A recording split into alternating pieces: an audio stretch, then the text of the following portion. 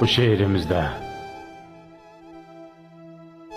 dünyadan köçen bütün bacılara həsr olunur.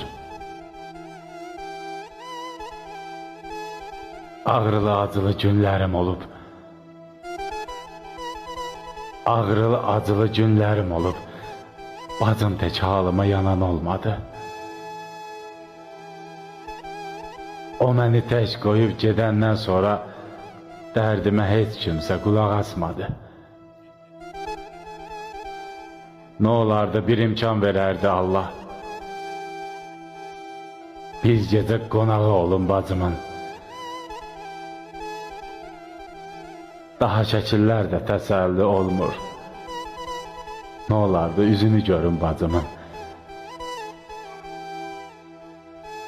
İtirdim mən səni cavan yaşında.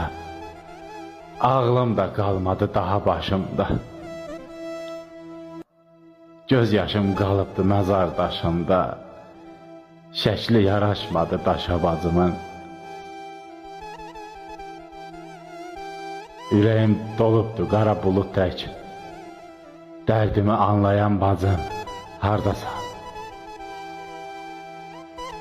Ağlamaq istəyirəm körpə uşaq tək. Ay mənim dərdimə dərman, hardasan?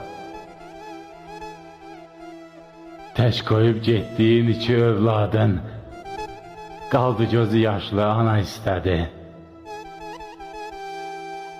Hər dəfə gələndə məzarın üstə, ağlaya ağlaya səni səslədi. Ağlaya ağlaya səni səslədi.